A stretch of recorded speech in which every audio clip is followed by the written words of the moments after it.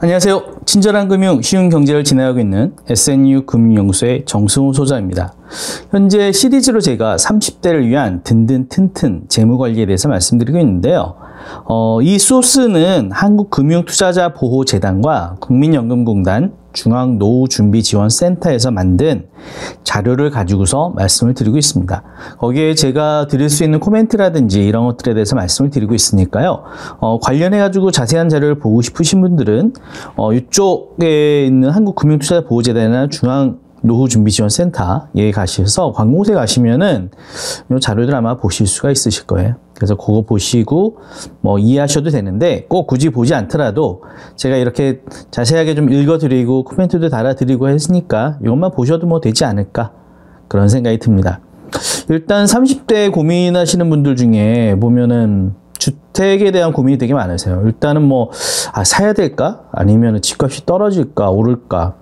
아니면은 이거를 지금 사야 되는 시점인가? 아니면 좀 더 기다려야 되나? 이런 고민들이 많으실 텐데 30대에는 아직 아이가 어리기 때문에 일단은 전세로 계신 분들이 많을 테고, 전세로 있다 보면은 자꾸 2년 지나고 이렇게 갱신할 때마다 또 올려달라 그러고 하고 이러니까 사야 되나 어쩌나 이런 고민들이 많으실 텐데 한번 슬쩍 한번 이렇게 알아볼게요. 사실 수 있는 여유가 되시면 사실 사시는 게 좋을 것 같은데 또 사시게 되더라도 애들 교육 여건까지 생각하고 초등학교 입학까지 생각하고 이러시면은 더 생각이 복잡해질 것 같아서 그런 분들은 어머님들이나 아버님들도 잘 하시지 않겠어요? 일단 아파트 구매벌 매매 및 전세 가격 평균 2017년도 4월 자료입니다. 옛날 자료라고 생각하시고요. 일단 소형은 전국은 1억 3천, 그 다음에 서울은 2억 8천 정도이고요. 중소형은 전국인 2억, 서울은 3억 9천. 그 다음에 중형은 3억 1천, 서울은 5억 5천. 일단 서울이 한 2배 정도씩은 더 비싼 것 같네요. 그 다음에 전세 가격도 마찬가지로 중소형만 볼게요. 중소형 전국소는 1억 5천 정도이고 서울은 2억 8천. 그러니까 사실은 한 3억 가까운 돈이 되다 보니까 약간 좀 벗어나가지고 살까 말까도 고민을 많이 생각하실 것 같아요. 그러다 보면 대출이나 여러 가지들이 있기 때문에 한번 고민들을 좀 하셔야 되지 않을까 그런 생각이 듭니다. 일단 그러면은 주택 마련을 위해서 단계별 전략이 됐는데 일단 주택 청약 종합 저축을 준비를 해야 되겠죠, 당연히. 주택 마련 최소 금액을 저축을 하는 건데 주택 청약 종합 저축은 사실은 요즘 공실도 많고 그래서 굳이 있어야 되나 써야 되나라는 싶기도 하지만 또 생각해 보면은 혹시 삶이라는 게 어떻게 전환될지 몰라서 국민주택 규모이라든지 이런 것들 들어가는 경우도 있을 수 있기 때문에 내가 원하는 지역에 그래서 이런 것들은 꼭 준비를 하셔야 되지 않을까. 그리고 큰돈 여유가 되시면 큰 돈 넣으실 수도 있겠지만 여유가 안 되시면은 최소 금액으로라도 이렇게 준비해서 기간이 중요한 거잖아요. 이거는. 그 다음에 전월세 보증금. 일단은 어디 들어가시는 전세 월세로 들어가실 텐데 그때 이 보증금을 지키지 못하는 경우가 이제 생길 수 있을 것 같아요. 아파트 가격이 떨어지면서 집주인들이 이거 보증금 이거 전세를 못 지키니 다음에 구해서 나가라 라고 얘기하고 싶으면 억지로 거기 있어야 되고 또 그거 경매로 넘어왔는지 이러면 또 그것도 못 지킬 수도 있기 때문에 보증금을 또 잘 지키는 것도 가장 중요하지 않나. 세 번째 도로는 이제 모자른 돈은 적금 펀드 같은 것들로 이제 모자른 금액을 채워야 되는데 요즘 적금 이율이 그닥 높지 않아가지고 적금으로 모으기도 그렇고 펀드에다 모으면은 조금 그래도 좀 나기는 할 텐데 생각보다 원하는 투입이 안 되고 그래서 일부러 찾아가지고 주식 투자도 하고 장외 주식 같은 것들도 얼쩡거리고 어디 투자형 부동산에도 좀 얼쩡거리고 이러실 수 있는데 그런 것들도 아무튼 고민하셔야 되나. 저도 그런 데다 해가지고 좀 손해를 본 경우가 있기 때문에 너무 이렇게 확 큰 수익을 마련한다는 것은 더 위험한 것 같아요. 네 번째, 주택담보대출로 부족한 돈을 이제 마련하실 때 대출은 그러면 어떻게 받아야 될까? 이런 것들이 좀 고민할 부분이 아닌가 싶습니다. 그러면 하나씩 살펴볼게요. 주택 청약 종합저축에 대해서 말씀을 드리면 새로 지어지는 아파트에 대한 청약 자격을 부여하는 금융 상품입니다. 금리는 2년 이상 가입 시 연 1.8%. 뭐 금리 때문에 가입하시는 경우는 없죠, 거의. 그 다음에 소득공제 혜택이 좀 있었는데요. 총 급여 7천만 원 이하인 근로자인 무주택 세대주는 납부분 연 240만 원 한도에 40%. 그러니까 240만 원 다 해주는 게 아니에요. 240만 원 납입을 하시면은 그 중에 40%인 이 96만 원을 소득공제 해주겠다. 가입을 5년 이내 해지하거나 85제곱미터를 초과하는 주택이 당첨되면 소득공제 혜택을 반납하여야 된다. 이게 한번 받고 나서 이제 끝나는 게 아니라 나중에 이거 혜택으로서 드리는 거니 나중에 혹시 큰 평수를 해서 국민주택 규모 이상이 되거나 아니면 중도 해지하거나 5년도 못 채우면 소득공제 받은 이 부분을 토해내야 된다. 소득공제가 지금 많이 없어지고 있잖아요. 요즘 세액공제도 바뀌고. 가입은 은행에 가시면 됩니다. 근처은행, 국민, 기업, 농협, 신한, 우리, 하나, 대구, 부산은행. 저는 광주인데 광주은행은 없네요. 아무튼 주택 청약조합자주이고요. 전월세 보증금 지키는 법에 대해서 말씀을 아까 나왔잖아요. 일단은 있는 거라도 잊어먹지 말자. 잘 지키자. 그래서 30대 가구주 가구는 약 4,583만 원을 전월세 보증금으로 보유하고 있는 것으로 조사되었습니다. 적지 않은 액수죠. 4,583만 원. 그러면 잘 지키려면 어떻게 해야 될까요? 일단 등기부 등본을 확인하는 겁니다. 등기부 등본을 이렇게 떼보시면은 갑구, 을구가 이렇게 있어요. 갑구는 주택의 소유권 관련 사항을 확인할 수 있고요. 그래서 엉뚱한 사람한테 보증금을 주는 일이 없도록. 왜 그러면 요즘에 이 주택 소개수수료 아낀다고 직접 하시는 경우도 있잖아요. 그런 것들 때문에 이렇게 사기치는 사람들이 있대요. 월세로 받아놓고 자기가 집주인 행세를 하면서 하는 거죠. 을구, 주택에 대한 근저당권을 확인할 수 있습니다. 주택을 담보로 한 채무가 있는지, 내가 1순위인지 2순위인지 이런 것들도 확인해 보셔야 되니까 그게 근저당이 얼마나 잡혀 있는지 이런 것들도 확인하시는 게 좋겠고요. 그 다음에 대항력이라는 것이 있어요. 문제가 생겼을 때 내가 이것을 보호받기 위해서 힘을 가지고 있는지. 근데 이 힘이라는 것이 전입신고 플러스 확정일자, 거주를 통해서 대항이 확보가 된다라고 합니다.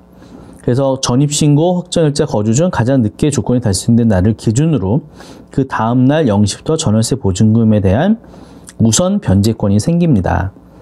우선 변제권이란 집이 제3자에게 경매될 때 채권, 채무관계의 우선순위를 따져 후순위 채권자보다 먼저 보증금을 돌려받을 수 있는 권리를 말합니다. 그러니까 쉽게 얘기해서 경매로 처분이 되고 나면 제가 경매 처분해서 돈이 얼마 정도 나올 거 아닙니까? 뭐 1억짜리가 경매돼가지고 뭐 8천만 원, 7천만 원이 됐다. 그러면 7천만 원 거둔 것 중에서 제 거 먼저 받아야 될 텐데 이런 것도 못 해놓고 1순위인 뭐 다른 은행인지 근저당 잡아놓은 데가 가져가면은 저는 사실 못 받을 수도 있는 거죠. 1억짜리 집이 7, 8천에 좀 뭐 돼버리면은. 그 다음에 전세보증금 반환 보험을 활용하는 방법도 있습니다. 경매 등으로 전세보증금을 돌려받지 못할까 우려된다면 집주인이 전세보증금을 지급하지 못할 때 대신 지급해주는 전세보증금 반환 보험을 활용해 보세요. 전세보증금 반환 보험이 있다는 것은 저도 아는데 솔직히 저도 해본 적은 없어요. 제가 전세를 사지는 않아서이기도 하지만 제가 보험을 하고 있음에도 불구하고 이 보험은 저희가 취급을 한 번도 해본 적이 없거든요. 그래서 저한테 물어보지 마시고 주택도시보증공사 전세보증금 반환 보증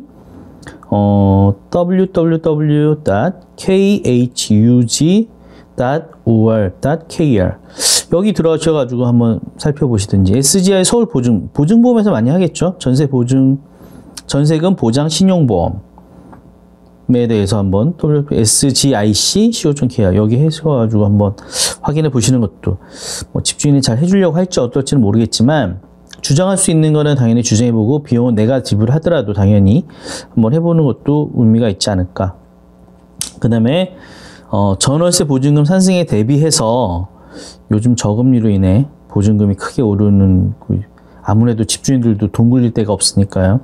전세 재계약 때 집주인 전세 보증금 올려달라는 요구하는 일이 빈번하답니다. 그래서 만기 2년 미만인 예적금을 보유해서 집주인의 보증금 인상을 요청해서 대비를 하시면은 갑자기 이렇게 돈이 없으면 그때부터 이제 고민이 시작이 되고 돈 빌리고 뭐하고 그 이자 갚느라 고생하는데 미리미리 준비를 해 놓으시면은 뭐 어차피 보증금이라는 게 나중에 돌려받는 돈이잖아요. 그 돈 가지고 뭐 뭉쳐서 또 집을 구매하시고 하시는 거니까 그렇게 생각하신다면 뭐 큰 의미가 있지 않나.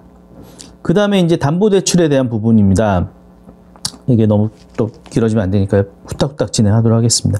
주택담보대출이란 아시다시피 나중에 돈을 못 갚으면 주택에 대한 권리를 은행에 넘겨주기로 약속하고 돈을 빌리는 겁니다. 그러니까 쉽게 얘기해서 주택을 담보 잡히고 돈을 은행에서 빌리는 거죠.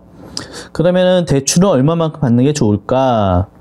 일단 사실은 뭐 받을 수 있으면 받는 대로 좋아서 그 돈 가지고 굴리시는 경우가 많은데 만만치가 않아요. 굴릴 수 있으면 하는데.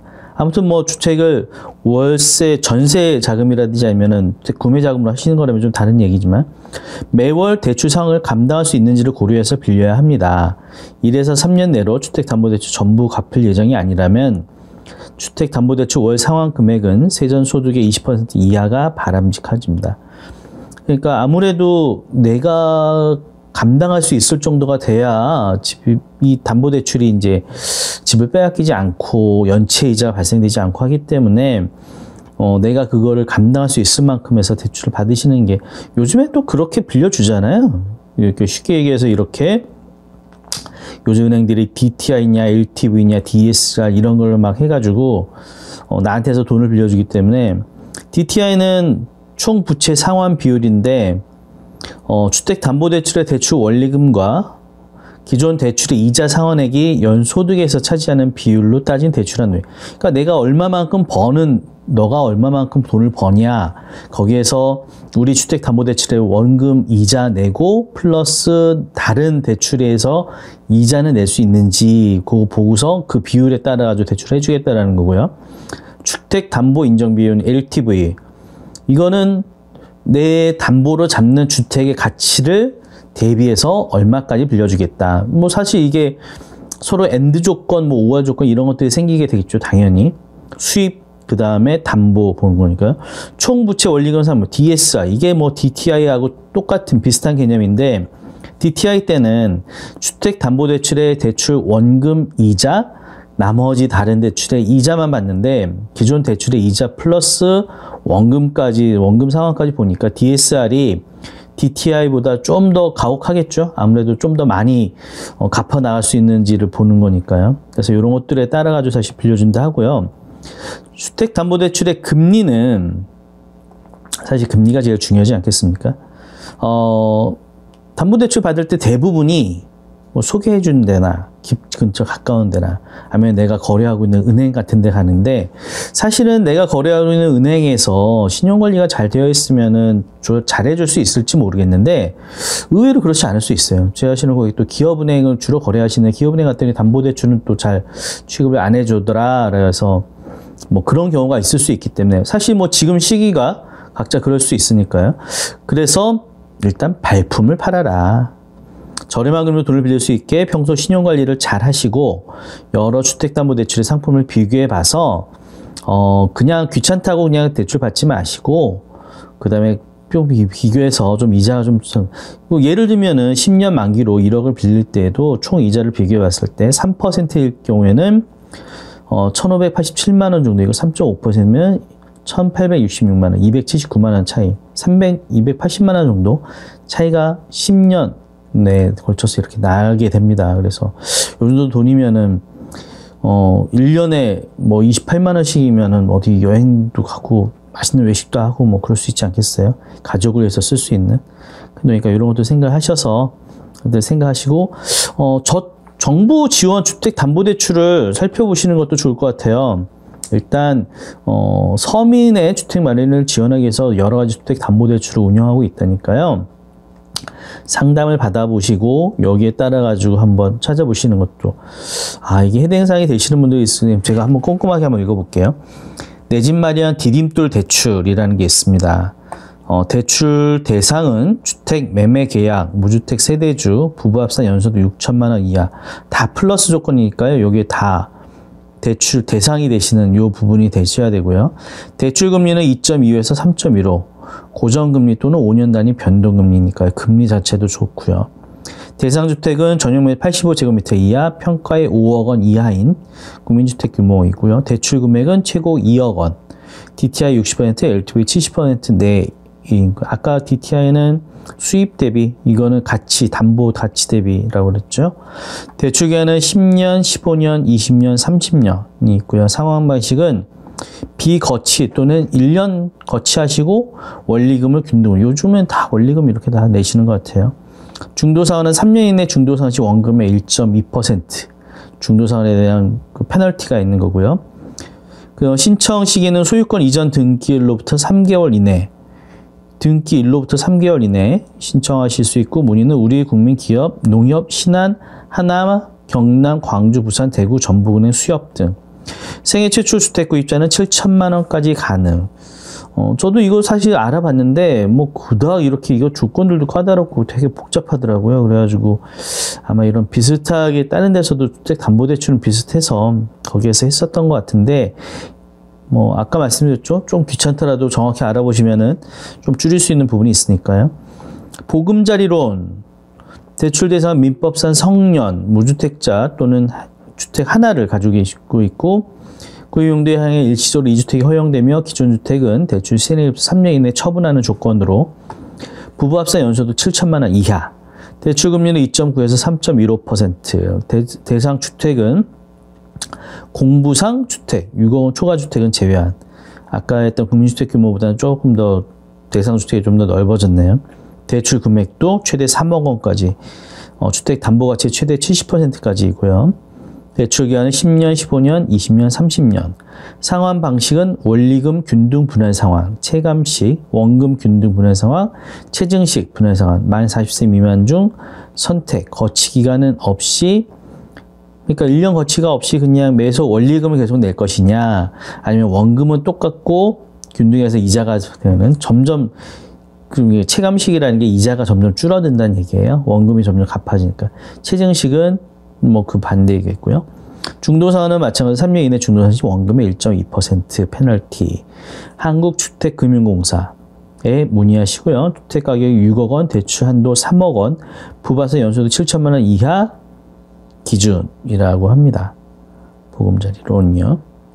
그 다음에 적격대출, 뭐 이거는 뭐 너무 다미원했을 민법상 성년이 은행별 상이한 적격대출 기본형 구조 3.3에서 3.94%, 담보주택가의 9억 원 이하인 공부상의 주택을 최대 5억 원까지 10년, 30년 이하로 비거치 또는 1년 거치 원리금 균등 분할 상환, 원금 균등 분할 상환으로 갚을 수 있고, 3년 이내 주택 상환 시 원금의 1.2% 한국주택금융공사에서 적격대출에 대한 이러한 내용들이 있습니다. 그래서 이런 대출을 한번 정부 지원 주택담보대출에 대해서 한번 알아보시고, 내 조건이 안 되면 다른 데 이렇게 알아보시는 것도 어떨까라는 생각이 들었습니다. 30대 주택 마련 전략, 고민이 되게 많으신 부분이실 텐데 잘할 수 있도록 한번 고민해 보시고, 또 주변에 상담 받으실 때들이 많잖아요. 주저하지 마시고 물어보시면서 여러 사람의 의견 듣고 여러 은행의 이야기 들으시면서 판단하시고, 또 자기가 처해 있는 상황이라든지 이거에 따라서 각각 다를 수 있으니까요. 그런 것들 비교해 보시는 것도 좋을 것 같습니다. 오늘도 함께 해주셔서 감사하시고, 도움이 되셨다면 좋아요와 구독하기 눌러주시면 감사하겠습니다. 오늘도 행복하세요.